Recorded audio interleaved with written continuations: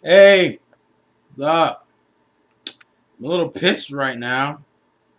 Why, you may ask? Well, because I just recorded about 20 minutes of SNAFU episode 13 season 2 finale footage, and this fucking camera died on me.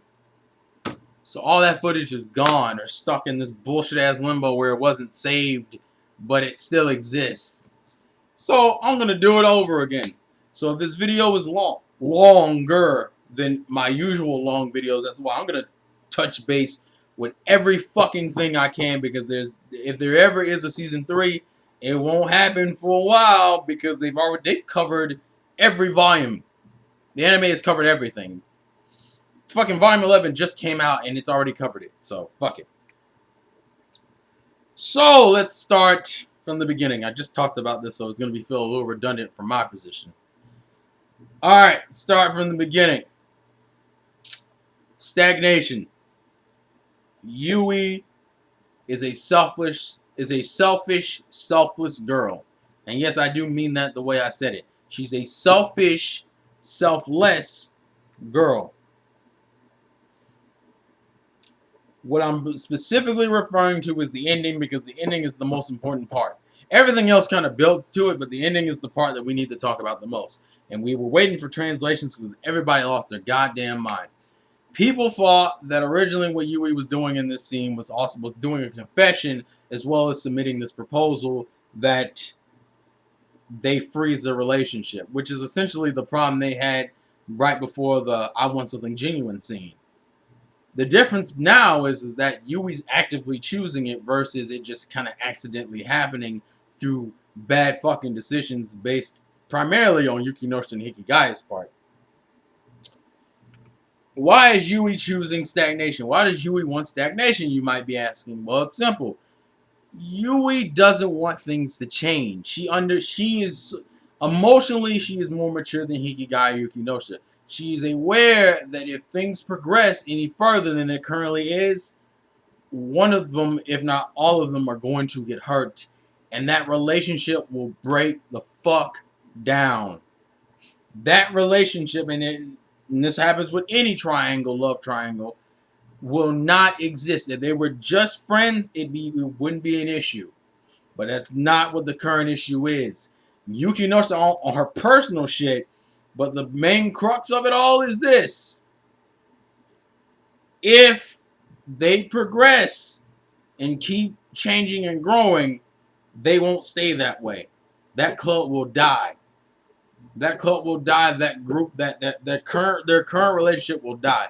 Yui doesn't want that, which is why she says she wants everything. Now, saying everything is a vague ass statement because it doesn't explain anything. And Hikigai picks up on this. Why does Hikigai pick up on this shit? And it's ironic as fuck because Yui's the character who, for all intents and purposes, is the one that's always trying to push for honesty. So it's ironic as fuck that the character who pushes for honesty is being vague as fuck in the most inopportune time. Well, why the fuck is she being vague? Well, it's simple, because she knows even mentioning the shit will automatically break this relationship. The date thing, the date that they went on right before the scene happens, is literally an example of what she wants. She wants a stagnated relationship. She wants it where her and Yukinoshi's feelings are known to each other, because the girls are aware of each other's feelings for Hikigaya. Hell, Yui at this point is trying to get Yukinoshita on her level. She's trying to get Yukinoshita to at least get to the point where she can openly give Hikigaya gifts and really say what she wants to say. Which is why she backed off at the end of the last episode, and in this episode she backs off a few times. Because she still wants to flirt with Hikigaya. She still wants Hikigaya as a boyfriend. But she wants to freeze that relationship so she doesn't lose Yukinoshita in the process, because there is no love triangle in which you're able to keep both of them. Not in the way she wants. She can keep, and I'm not saying that Yukinoshita can't exist in that relationship where Yui and Hikigaya are dating, but it won't be the same damn relationship. That's the difference. Yui wants the same goddamn relationship. And and that gets also into Yukinoshita's situation, because Yui makes a proposal that also will fix Yukinoshita's situation. What is Yukinoshita's issue? Which is ironic as fuck, because it's, when you think back about it, it's always been a problem. Yukinoshita has dependency issues. She can't do shit by herself. And it's interesting as fuck the way they decided to play this out. Let me give you an example. In most of these type of shows, when they want to show the main character's good points, they usually have him be kind of have a specific trait that he is good at and no one else is good at. And romance shows is the fact that he can connect with people in ways that other people can't. Well, Hikigai went through the same situation. The difference is that this has never been also presented as a character flaw for another character, which is exactly what it is. Hikigai being able to do all these things by himself and Yukino not really being able to do shit, which was really apparent through the first season, that's showing that for a character Yukino, the girl who says her goal was to make sure that people don't make the same damn mistakes they were making, that people don't do the same shit that was done to her when she was in middle school. For a character to say that but really doesn't contribute anything to almost half of the damn situations in season 1, why? Well, that doesn't make any sense. Well, it's obvious because Yukino doesn't act. She kind of used, as much as you don't want to admit it, she used the service club as an excuse. I don't even say it was an excuse. The best way to describe it is the service club kind of served as a box that she could hide in. Which kind of gets into, well, that doesn't make any sense because she was known as the Ice Queen, so how the hell can she have dependency issues? Well, Haruno tells us this. Haruno says ever since she was little, she was copying her. Which probably gets in, Haruno is probably the reason why her Ice Queen persona exists in the first place. And this is just a personal theory, but hear me out. Haruno probably recognized at a young age that Yukino literally followed her. It was like, and it probably was to a degree in which it didn't make any sense. It's like she was copying Haruno to a degree where it was like, this isn't fucking normal. This isn't natural. So Haruno developed her current personality, which is to egg and emotionally beat down Yukino in hopes that it would make her more independent. What it ended up doing is making her a goddamn loner. On top of the shit she went through in middle school, that did not help. So essentially, you have a character who is overly codependent, who got beat on emotionally the entirety of her childhood, and became a frozen fuck you type of bitch because that was the way she developed it. And people go, well, and that kind of gets, and that's why I'm going to say that by the end of the season, she's only halfway through her development, which is kind of crazy to say, but Yukino is only halfway through her development. Why do I say that? Because the Ice Queen persona wasn't a problem originally. It became a problem as a result of Haruno thinking it would help her, and just bad coincidence with girls being bitches to her in middle school. The Ice Queen persona wasn't originally a problem. It became a problem due to those things. What Hikigai and Yui have been doing is breaking that persona down and destroying it and making her normal again. But the problem is, normal Yukino currently is the codependent Yukino. It's the Yukino that can't do shit without being validated by someone else. A good example of this is the scene when we're at Yui's house and they suggest that she sleeps over with Yui. By the way, Yui's mom. Ooh, Yui's mom. Oh, God. All right, we're going to move on. But anyways, the scene in which they're like, well, they give her the reason why she should stay there. And then when you hear her call her sister. And if you notice, the scene panders out where you hear her talking in the background, but the scene is Hikigai and Yui looking at me like, did she just say? And then it trails off. You wanna know what the trail off is? You wanna know why that happens? Because she's repeating Hikigai verbatim. If you actually read the subtitles, they even say it. She's repeating Hikigai word for word as her reasoning behind why she's staying at Yui's tonight. Yukino can't do shit by herself. So all they've done so far is just broken Yukino back down to square one. The problem is square one was already 2 steps back to begin with. So now she has to deal with her dependency issue. The reason why, how do you deal with dependency issues? You become independent, meaning you have to get away from whatever you're depending on. What is she currently depending on? She's not, all she really did now was that instead of depending on Haruno, she depends on Yui and Hikigai. So what do you do to get rid of that? Yukino now has to figure out a way to distance herself enough from Hikigai and Yui that she isn't depending on them all the time and creating her own persona while not falling right back into Ice Queen. That's her current problem. She has to become a person. She has to become an independent individual, and that's going to be hard because that's something that is insanely hard to do. Which is why she was so easy to she. I mean, let's be honest with you. If Hikigai hadn't said anything, she would have accepted that proposal. She borderlines accepts it in the damn scene.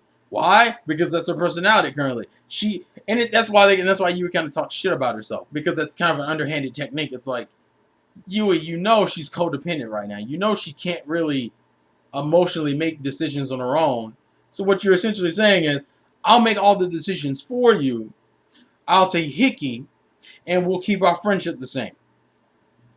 And you're just like, that's fucked up, because, and she's not doing that. And if you notice, and this will prove my point, every scene you see her in during this scene, she's trembling. Why? Because she's scared out of her fucking mind. She's doing this out of fear. She's not doing this because she feels like this will truly help. And that's why she even says, when Hikigai rejects that proposal and even tells her why he rejects it, she goes, "Yeah, I knew that, and I figured you'd say something like that." Because the truth of the matter is, Yui probably is emotionally more aware than either of them right now. Hikigai, although I would say, is more mature than them in terms of his development. Like, he's the one who's developed the most as a character overall, because he's actually gotten somewhere. Yui has literally, I wouldn't say she's stagnant.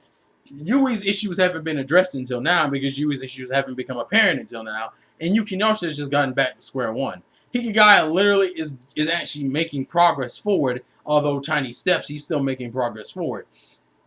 Yui's at the starting line, and so is Yukino. Now, and I think someone said in the comments perfectly, the first one who can get to their genuine side and show it to Hickey first is the one who will win his heart, probably. Or it can go the loner ending. And the reason why I think it might go the loner ending, and it'll suck if it does, is because they only like Hikigai as they all are now. As I said, for Yukino's development, she's going to have to distance herself away from them and become her own person. That's the whole fucking point.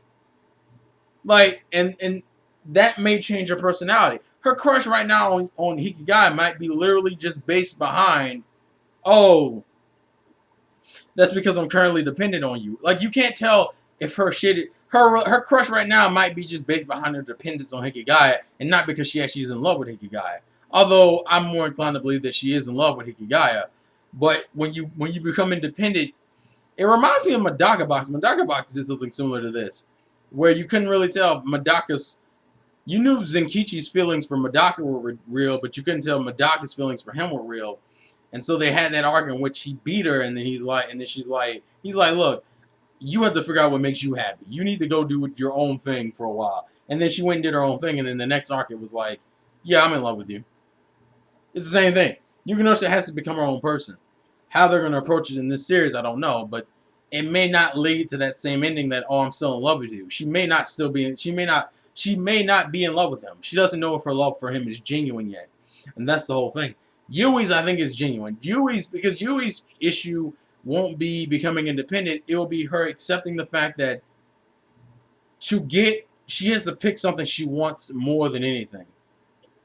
She needs to actually, Yui's is really simple. Yui just needs to accept the fact that she will lose someone in this. At the very least, she is going to lose at least one of them. Because if she doesn't approach the friendship, she won't win unless she's genuine about it. And her genuine feelings currently is that she's in love with Hikigai and she wants to stay friends with Yukino. I'm not saying that her friendship with Yukino couldn't exist if her and Hikigai started dating, but it will not exist in the way it currently does. It will exist in a completely different relationship, and that's what Yui's afraid of. Yui's afraid of change. It kind of explains why she's super indifferent with her group of friends with Hayama. Because when she's hanging out with Hayama and them, once again, she doesn't make any big fuss or stink about it. She always is the one who tries to keep everything safe. Ironically enough, she shares a lot of similarities with Hayama, where neither one of them bitches will choose. They want everything. That's why they're selfish. If you notice, there's a lot of parallels between you and Hayama. And you know how Hayama says, I'm not as nice of a guy as you think I am? Yui says, I'm not as nice as a girl as you think I am. Why is that? Why do they both have the same parallels? Because they're essentially the same damn character. They both have the same personality problem. They're afraid of change. And so they'll keep everything stagnated for the sake of of stopping progression. The difference is Hayama is so stuck in his ass that Hayama has no one in his group that'll force him to change. Yui's with Yukino and Hikigai. Hikigai ain't having none of that shit. Because at the end of the day, what Hikigai wants is the truth. He wants the real shit. And real shit is painful. It's disgusting. It hurts. It's a bitch. It's also beautiful. It's lovely. It's wonderful to watch. It's wonderful to be a part of. It is everything and nothing. Which is why he even says during one of his monologues that he'll probably be left with nothing. This hinting towards the loner ending, saying, because I think Hikigai still believes that at the end of this, once everyone gets to where they need to be and they fully develop as characters, they won't, at the very most, they might still be friends. At the very most. Hikigai is actually banking on a loner ending. And because the series' whole thing is about dashing all the stereotypes of rom-coms, I can only see two endings. I see three endings. One of them being the stereotypical rom-com ending, in which he ends up with Yukino. The two untraditional ones, which are what I'm more leaning to, which would be either him with Yui or none of them getting together, which would personally hurt me. Honestly, I've already reserved myself to believe that no matter what route they pick, I'm gonna feel bad. There is no way this will end and I'm not gonna feel hurt about something.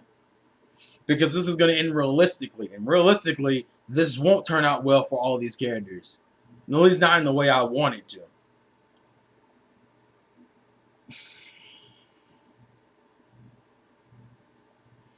So much shit to talk about. And I haven't even talked about the goddamn ending yet, man.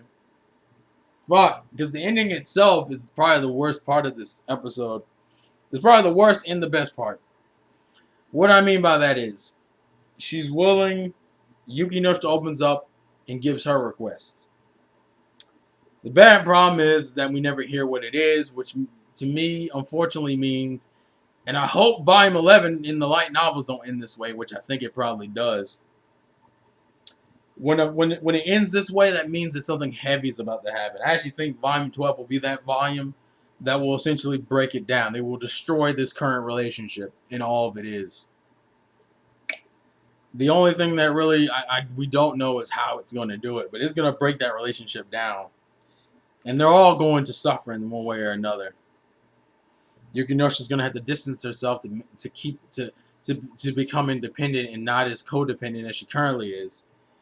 Yui's going to have to accept that she's going to lose them. She's going to lose what she currently has. Yui's afraid of change. Yui's afraid of losing what she has. She's found something that she's happy with, and she's afraid of losing it. And I feel bad for her, because to me, that I relate to that because that's kind of the appeal of the anime in general. That's the appeal of anime in general. It's an unrealistic take on something that would never happen. It's kind of the appeal I have for romance stories and harems and shit.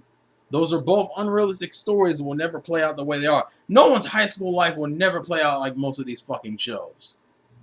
But we like them because they're unrealistic. Because the unrealistic version of the reality is more appealing. So what do? We suck ourselves into the unrealism and ignore reality. Because reality, most of our high school years either were boring as shit, BS, or they just plain out sucked. If you like this show, you probably didn't have the most amazing... and that kind of gets into why you have a subsection of people who love this show. The people who love this show probably relate to this show. Probably are loners or have been loners at one point in their lives. That's what kind of sucks. Because Yui's perspective is that of an anime fan to me, in a sense. It's that part of us who found something we like and enjoy and want to be absorbed in it. We don't want to lose it, ever. We don't ever want to fucking lose it. Because the moment we fucking lose it, it only gets worse from there. We found somewhere we were happy. We found that fucking place we were fucking happy. In anime, it's the harem slice of life genre. That unrealistic school life that's super anime, poppy, adventurous, crazy, wacky, all that shit. That doesn't exist in the real world. And neither does the relationship Yui wants. The type of relationship Yui wants is the anime relationship. That's what would happen in a normal 13 episode series anime. It would just end on some, oh, I guess everything will stay the same type of bullshit. It's like a defrag ending. It's like, that's what it would be, like a defrag ending. I guess everything's gonna stay the same.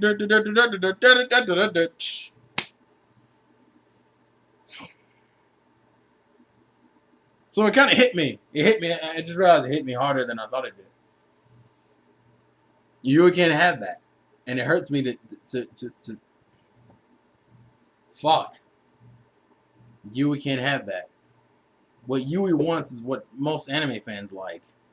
This unrealistic situation that's in a moment of happiness that we all enjoy.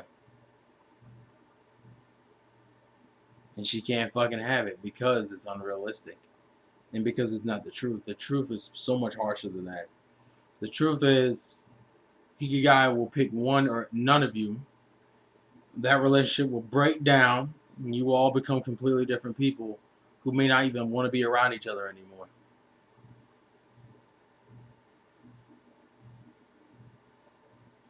God damn it, that hit me harder than I thought it did. Holy shit.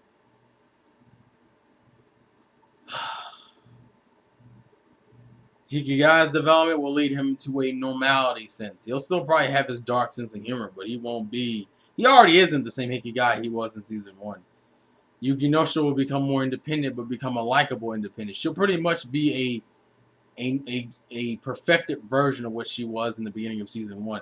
Beginning of Season 1, she was independent, but still a loner. And she still had the ounce of codependency lurking inside her. When she grows and changes into the person she'll become an independent person who has a heart, but can still make decisions on her own and say what she wants to say as a person. But that also means that she won't be as cute as fuck in situations that are awkward. She'll be able to talk to her family like normal. She'll be able to handle her family like normal and not be afraid of them. Because she's afraid of like everybody. Every time her sister walks in the room. Every time my mother walks in the room. Every time any family member of Yukino just walks in the room, Yukino automatically tenses up. She won't do that anymore. She'll become stronger. She'll become a better person. But we won't see as funny as scenes with her and Ikigaya. They may not even fucking interact after high school. Yui. God, Yui is going to be the hardest. Yui will understand that to achieve a true sense of truth, you have to be willing to hurt. To hurt people and to be hurt. Because if you can't even do that, then that relationship wasn't worth having in the first place. You want the good, but you don't want the bad. You want the good. She wants them to open up, but she's not going to wait for them to open up forever.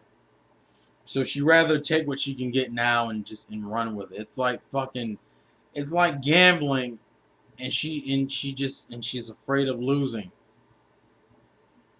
And you is gonna have to realize that you will lose. In life, you will lose. The way things are now, you might be happy with that, but no one else is. And even then, people can survive broken. There's a lot of people in this world who are broken. But if you want that true thing, if you want the real thing, if you want a real friendship, if you want to be with them as much as you say you do, you'll hurt. You'll hurt for them. You'll hurt them. You'll do all the bad things that you say you are to them. And they'll do all the bad things to you. But at the end of it all, what will make it true and real and worth it is that even through all that shit, you'll still want to be around each other. Which ironically is not even true. That may not even happen. That shit may happen, but that just means that your relationship was fake in the first place. And I think that's really what it is. Yu is afraid of the realization that her relationship with Hikigaya and Yukino should be fake. Which is what it might turn into. Or it just might turn into that you guys won't be the same people anymore when you grow up. Fuck. I like SNAFU. Toradora had endings like this that hurt me. Although Toradora, I think, was also just flawed as a show in general. SNAFU will hurt me. I've come to that realization. No matter how this fucking story ends, I will not like that ending 100%. I might say it's a good ending. I might say it's a well-written ending, but it will probably still hurt me on an emotional level.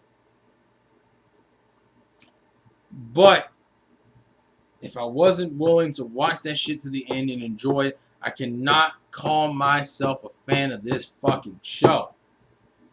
If it gave me a bullshit-ass harem ending in the light novels or even in the anime, where it's like, well, our wacky adventures will continue. Pretty much, if it gave me the season 1 ending as the ending of the entire series,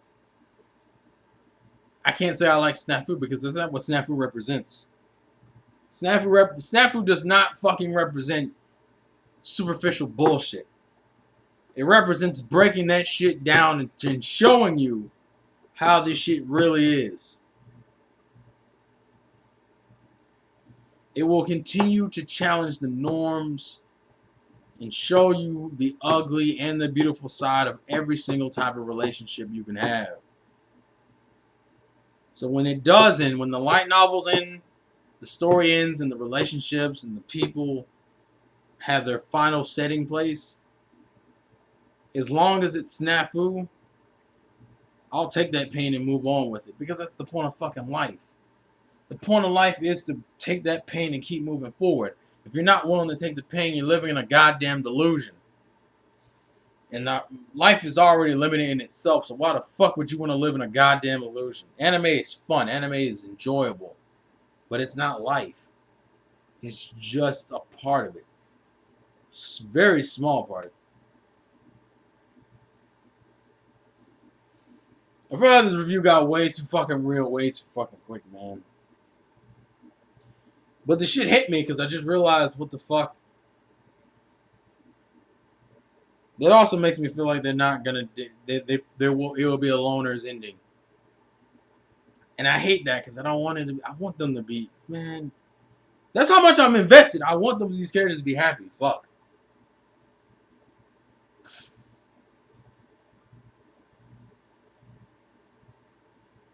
Ah, man. They're going towards truth. They're fighting for the real thing. And hopefully, by the end of it all, no matter what happens, they won't have any regrets. SNAFU Season 2. Phenomenal shit. Fucking love this season.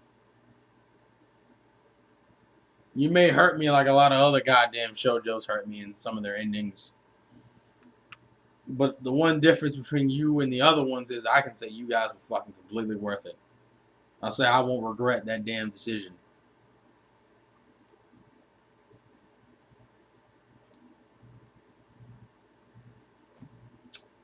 Please leave your thoughts and comments in the comment section below.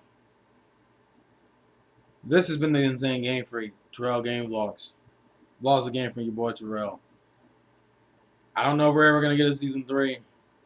But I know this, when the light novels officially end, you'll see one more video from me and then we'll fully address it. But for right now, I'll catch you guys later.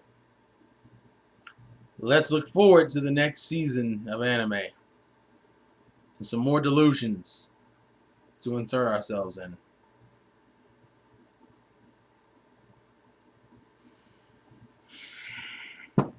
And let us also continue to search for the real thing. Peace out.